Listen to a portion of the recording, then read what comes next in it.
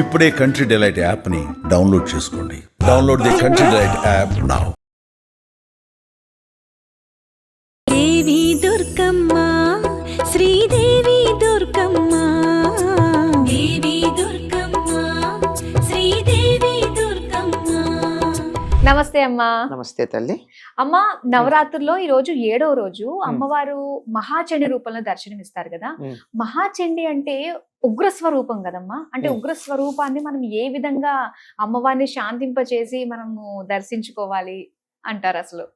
ఓం శ్రీ మాత్రే నమః. సర్వ చైతన్య రూపాం తాం ఆద్యాం విద్యాంచ ధీమహి బుద్ధిం యాన ప్రచోదయాత్. సమస్తమైనటువంటి చైతన్యము ఏ జగన్మాతదో, ఏ శక్తిదో, అటువంటి శక్తి మానవులకు ఎప్పుడు ఏది అవసరమైతే దానికి సంబంధించినటువంటి రూపాన్ని ధరిస్తుంది. మానవులకే కాదు, దేవతలకు, ఋషులకు, అందరికీ కూడా, అన్ని లోకాల్లో ఉండే వాళ్ళకి. అటువంటి సందర్భంలో చండిగా ఆవిర్భవించటం జరిగింది. చెడి ఆహ్లాదని అన్నారు. అంటే ఆహ్లాదన కలిగించేటటువంటిది. అంతేకాకుండా కలౌ చండీ వినాయకౌ అన్నారు. కలియుగంలో అతి త్వరగా అనుగ్రహించే లక్షణం కలిగినటువంటి దేవతా స్వరూపాలు చండీ మరియు వినాయకుడు. అటువంటి చండీ ఎలా ఉంటుంది అని మనకి చెప్తారు అంటే, ప్రాతర్నమామి మహిషాసుర చండముండ శుంభాసుర ప్రముఖ దైత్య వినాశ దక్షాం బ్రహ్మేంద్ర రుద్రమణి మునిమోహన శీలలీలాం చండీం సమస్త సురమూర్తిమనేక రూపాం. అనేక రూపాల్లో ఉండి చండముండాసురుడను, శుంభుణ్ణి, నిశుంభుణ్ణి, మహిషాసురుణ్ణి అందరినీ మర్దించినటువంటి తల్లి చండి.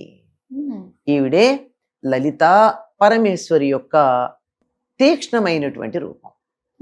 మీరన్నారే తీక్ష్ణత అన్నది కోపం అంటారే అని, కోపం కూడా ఒక ఆయుధమే కదా. క్రోధాకారాంకుశోజ్వల.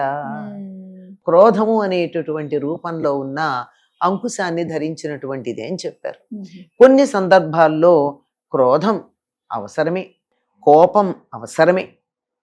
ఎందుకు అంటే దీనికి ఎప్పుడూ ఒక చిన్న ఉదాహరణ చెప్తూ ఉంటారు. పిల్లవాడు అక్కడ ఉన్నాడు, కుక్కో పామో ఏదో వచ్చింది, వాడు గమనించలేదు, పిల్లవాడి మీదకి వస్తోంది. తల్లి ఏం చేస్తుందమ్మా అంటుంది. ఎవరిని? పిల్లవాడిని కాదు, బాధ పెట్టడానికి సిద్ధంగా ఉన్నటువంటి దాని మీద. కనుక ఆ విధంగా తన భక్తులైనటువంటి వారికి ఆపద కలిగించటానికి ఏవైతే వస్తుంటాయో వాటన్నింటి మీద కోపస్వరూపంగా ఉండేటటువంటి తల్లి చండి. ఈవిడ ఎలా ఆవిర్భవించింది అంటే, లలిత పరాభట్టారిక యుద్ధం చేయడానికి వచ్చినప్పుడు చండు ముండు అని ఇద్దరిని పంపించాడు వీడు యుద్ధానికి, రాక్షసుడు. ఆ చండముండుల్ని ఇద్దరిని చంపాలి అంటే అమ్మవారిలా కనుబొమ్మలు ముడివేసింది. కనుబొమ్మలు ముడి వేస్తే ఆవిడ కోపం వచ్చింది. కోపం వస్తే కదా కనుబొమ్మలు ముడి. ఆ కోపంతో కనుబొమ్మలు ముడి వేసినప్పుడు ఈ కనుబొమ్మల నుండి ఒక రూపం ఆవిర్భవించింది, నల్లని రూపం. అందుకని ఆవిడని కాళి అని కూడా అంటారు. వెంటనే అన్నది, వాళ్ళ సంగతి చూసుకో అన్నది. ఆవిడ వెళ్ళింది, ఆ ఇద్దరిని చంపి తలలు తెగగోసి 2 చేతులతో వాళ్ళ తలలు పట్టుకుని ఇట్లా వచ్చింది ఆవిడ. ఈ విగ్రహాలు కనిపిస్తూ ఉంటాయేమో, మనం 2 చేతులు ఇలా పట్టుకుని వచ్చింది. చండముండుల్ని ఇద్దరిని సంహరించింది కనుక ఆవిడ్ని చాముండా.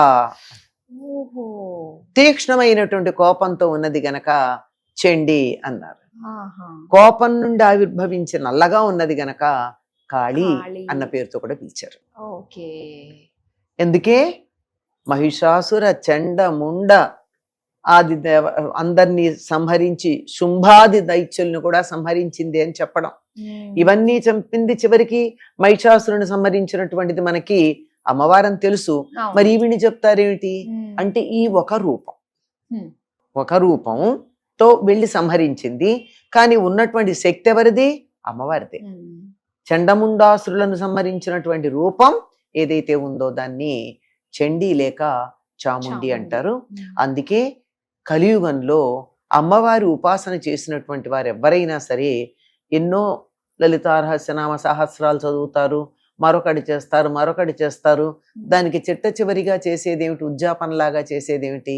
ఉద్యాపనాన్ని కాదు, ఆ విధంగా చిట్ట చివరికి చేసేదేమిటి అంటే చండీ హోమం. ఓకే. దీన్నే చండీ సప్తశతి అన్న పేరుతో 700 శ్లోకాలుగా మార్కండేయ పురాణంలో ఉన్నటువంటి దాన్ని చదివి హోమం చేస్తారు. ఆ చండీ సప్తశతినే దుర్గా సప్తశతి అంటారు. ఓ చండీ సప్తస్థితి రెండు ఒకటే. రెండు అంటే దుర్గా అన్న చండీ అన్న ఒకటే. అయితే దుర్గాదేవే చండీ రూపాన్ని ధరించి వాళ్ళని సంహరించడానికి వెళ్ళింది. ఎట్లా అంటే ఇప్పుడు పిల్లవాడికి చదువు చెప్పేటప్పుడు అమ్మ ఉపాధ్యాయురాలు, అన్నీ శుభ్రం చేసేటప్పుడు పని మనిషి, రాత్రి పడుకో పెట్టి జోల పాడేటప్పుడు గాయకురాలు, అల్లరి చేస్తే బెత్తం చేతిలో పుచ్చుకున్నటువంటి హెడ్ మాస్టర్ కదా. ఇన్ని వేషాలు వేసింది ఎవరు? ఒకే అమ్మ కదా. అలాగే అవతల అవసరాన్ని బట్టి ఇన్ని రూపాలు ధరించేటటువంటిది, తీక్ష్ణమైనటువంటి రూపం ధరించినటువంటిది. ఈవిడ ఎంత తీక్ష్ణంగా శత్రువుల పట్ల ఉంటుందో అంత అనుగ్రహంతో భక్తుల పట్ల ఉంటుంది. ఎంతగా ఉంటుందంటే ఈవిడ అనుగ్రహించినంత తేలికగా మరెవరు అనుగ్రహించరు. అంటే ఎప్పుడూ కూడా తొందరగా కోపం తెచ్చుకునే వాళ్ళకి తొందరగా కోపం తగ్గిపోయి ప్రేమ చూపించడం కూడా ఉంటుంది కదా. అదే లక్షణం. శత్రువుల పట్ల అంత కోపం, తన భక్తులకు హాని చేసిన వాళ్ళ పట్ల అంత కోపం ఉంటుంది, తన భక్తుల పట్ల అంతకన్నా ఎక్కువైనటువంటి అనుగ్రహాన్ని ప్రసాదించగలిగిన ప్రసన్నత లక్షణం ఉంటుంది. అందుకని కలియుగంలో చాలా ప్రధానమైనటువంటిది చండీ. చండీ అనకుండా మహాచండీ అన్నారు. అంటే మహత్వాత్, గొప్పతనం వల్ల, విస్తృతి వల్ల, ఘనత వల్ల, అంతకన్నా పైన ఇంకెవరూ లేరు అని చెప్పడానికి మహా అనేటటువంటి ఉపసర్గ వాడతారు. అటువంటి మహత్వం కలిగినటువంటి, గొప్పతనం కలిగినటువంటి, విస్తృతి కలిగినటువంటి, ఘనత కలిగినటువంటి చండీ మహాచండీ. అయితే మీరు అన్నారు చండీ పారాయణాలు, చండీ హోమాలు ఇవన్నీ కూడా చేసుకుంటూ ఉంటారు. నిజంగా ఈ మధ్య కాలంలో ప్రతి ఒక్కళ్ళు కూడా చండీ హోమాలకి బాగా ఇంట్రెస్ట్ చూపిస్తూ ఉన్నారమ్మా, చేయించుకోవాలి అని చెప్పి. అయితే చండీ హోమము అసలు ఎలాంటి పరిస్థితుల్లో చేయించుకుంటే మంచిదంటారు? మనం చేయించుకోవడం కాదమ్మా, చేయించాలి ఎప్పుడు కూడా. ఇప్పుడు మొత్తం అంతా కూడా అమ్మవారు చేసిన పని ఏమిటి? దుష్టుల్ని సంహరించటం, శిష్టుల్ని రక్షించటం. కనుక దుష్ట సంహారం జరగాల్సిన ప్రతి సందర్భంలోనూ కూడా మనం చండీ హోమం చేస్తున్నాం అంటే అర్థం ఏమిటి? దుష్ట సంహారం చేయడానికి సిద్ధపడుతున్నాం. ఈ దుష్ట సంహారం అంటే నాకెవరున్నారమ్మా దుష్టులు? నాలో ఉన్నారు 6 శత్రువులు ఉన్నారు, షడ్వర్గాలు. వాళ్ళని పోగొట్టుకోవడానికి చేయాలి. నేనేం యుద్ధాలు చేయడానికి రాజుని కాను, యుద్ధ భూమిలోకి వెళ్ళను, నా దగ్గర ఆయుధాలు లేవు, నాకు ప్రత్యక్షంగా కనపడి చంపాల్సిన శత్రువులు లేరు, మరి చండీ హోమం దేనికి?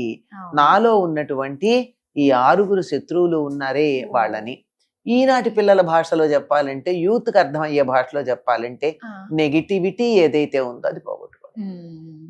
అది పోగొట్టుకుని సానుకూల దృక్పథాన్ని అలవరుచుకోవడానికి, తనలో ఉన్న పనికిరాని భావాలన్నింటినీ పోగొట్టుకోవడానికి, ఉత్సాహం తెచ్చుకోవడానికి, జీవితంలో ముందుకు వెళ్ళడానికి, విజయం సాధించటానికి కావలసినటువంటి ఆ ధైర్యం రావాలి అంటే చండీ హోమం వల్ల వస్తుంది. అయితే ప్రతి ఒక్కళ్ళు కూడా చండీ హోమం ఖచ్చితంగా చేయించాల్సిందే.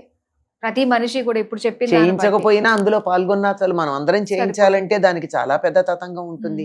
అందరూ చేయించగలరా? సామాన్యులు చేయించలేరు కదా. పాల్గొనొచ్చు, అందులో భాగస్వామ్యం తీసుకోవచ్చు, సామూహికంగా చేసుకోవచ్చు. చండీ గొప్పతనాన్ని, ఆ కాళికామాత ఒక ఆవిర్భావం గురించి మాకు తెలియజేసినందుకు ధన్యవాదాలమ్మా. సర్వమంగళ మాంగళ్యే శివే సర్వార్థ సాధికే శరణ్యే త్ర్యంబకే గౌరీ నారాయణి నమోస్తుతే.